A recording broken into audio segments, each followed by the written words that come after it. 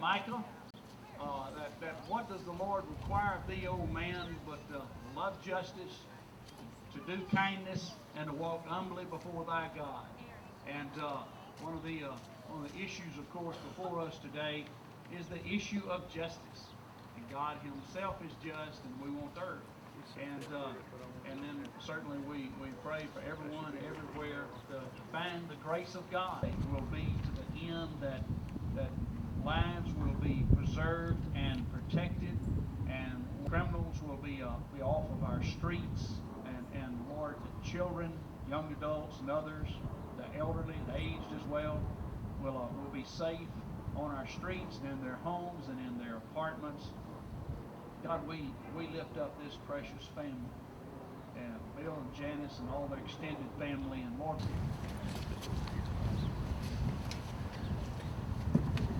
You guys okay on the mic check? You're on.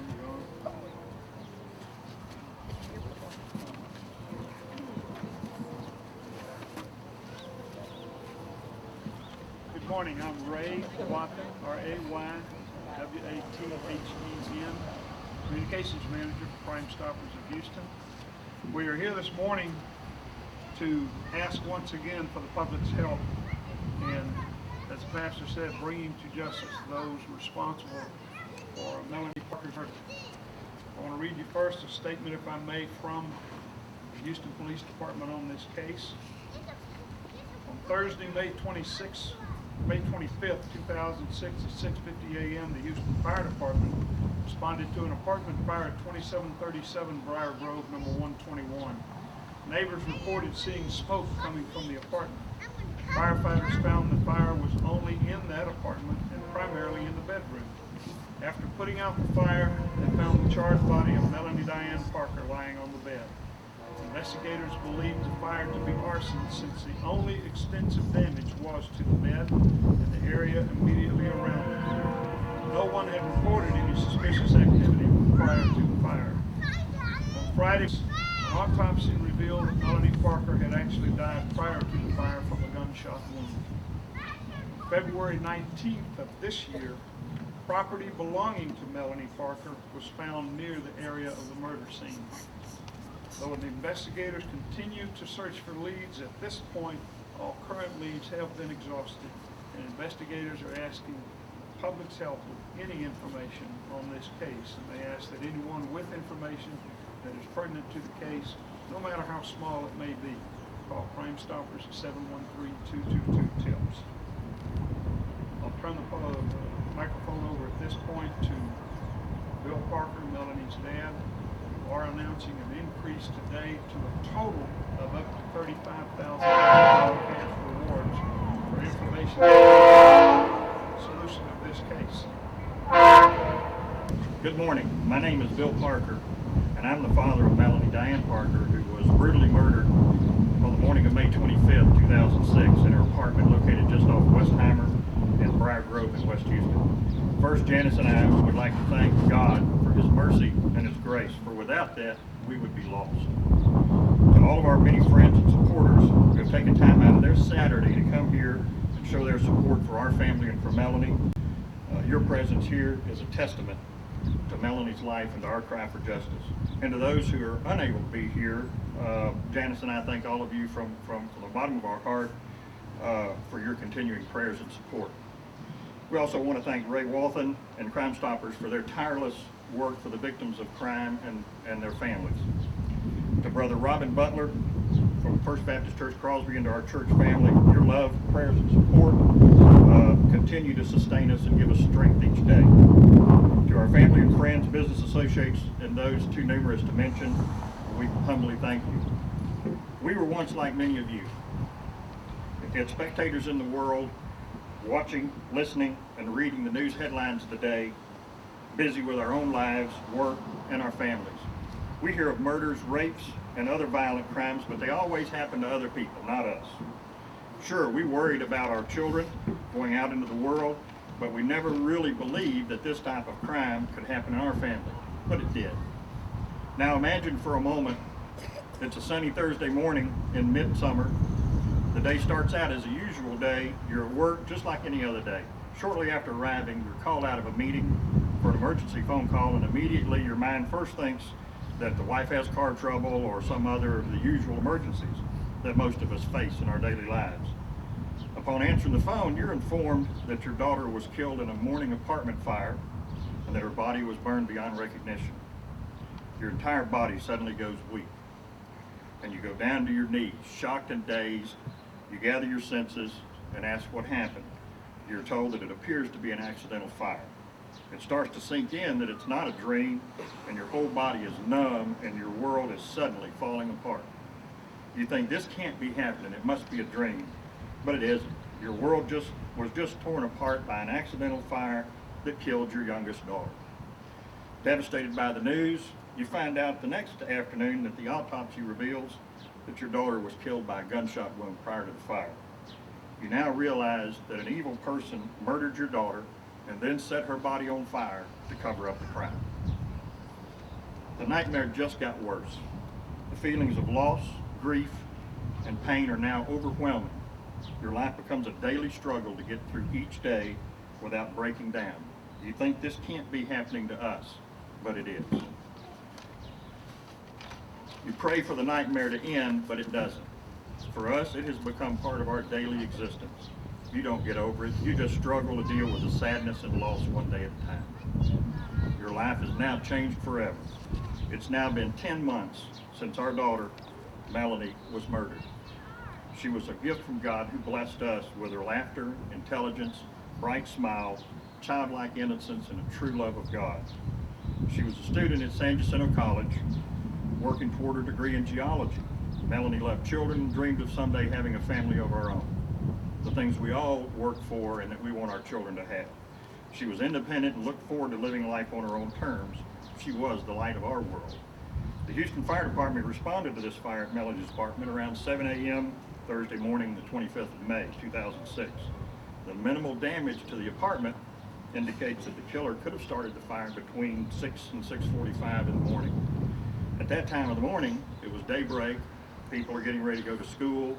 We believe that someone out there saw something suspicious or someone leaving the area that morning while they were leaving for school or work.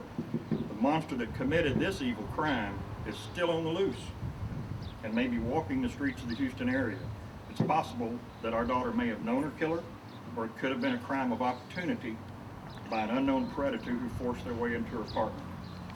Melonie's murder case has become a difficult one to solve due to the lack of evidence and witnesses in any suspects. Janice and I continue to struggle daily with the loss and grief and anger and pain that continue to devastate our world. Our lives have been changed forever. After 10 months, all the leads have been exhausted. The case is literally at a dead end. We desperately need your help.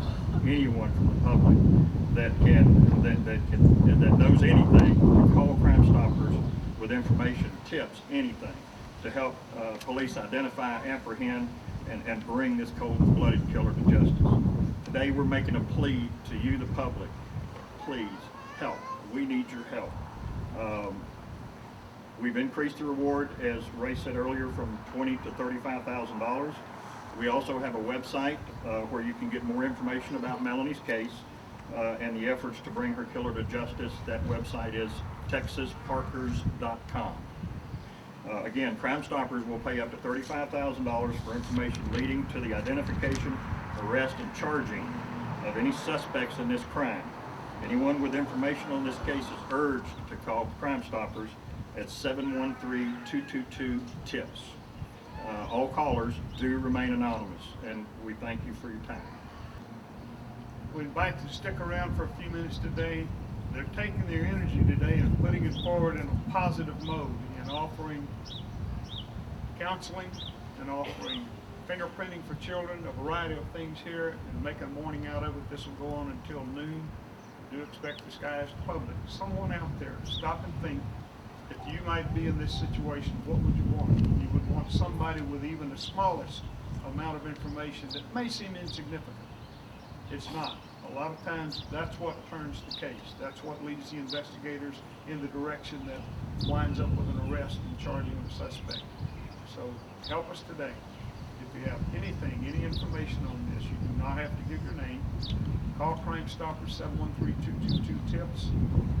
And if your information leads to the solution of this case, then you're in line for a reward of up to $35,000 total. Ready? Ray, would the Parkers be willing to take a couple of questions? Sure. I was just wondering a little bit more about Melonie. She was living in Houston at the time. What's your family's tie to Crosby? Did she grow up here? Or? Melonie was born and raised here in Crosby. Was raised in this church, graduated from the schools here in this area, and was a student at San Jacinto College. She was going to a couple of the campuses, and she lived on the west side of town, which is where she decided to live. And she graduated from what high school? Crosby. Crosby High School. And when it comes to something like, is she your only child, or do you have siblings? She does. Older brother and sister, 2 brothers and sisters. Are they still here in the area? Yes, They're they here all live today. here in Crosby. They're here today. And when it comes to something like this, I mean,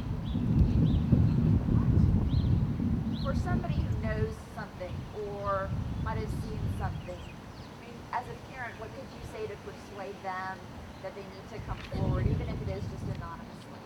Well, what I tried to do with my statement this morning is put yourself in our position. Try to, if people could spend 5 minutes in our bodies, they would know. They would know what it feels like.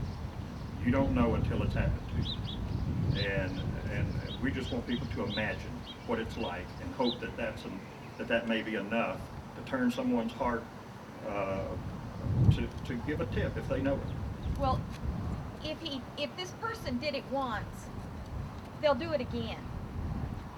And so, everyone's in danger. I mean, this person's still on the streets. Right, you mentioned that there was property found. Do you have any more information about what property turned up? And They're not releasing what property that was found. They want people to know that there was personal property found, but they want to be able to let those who are calling with information on that give the correct information.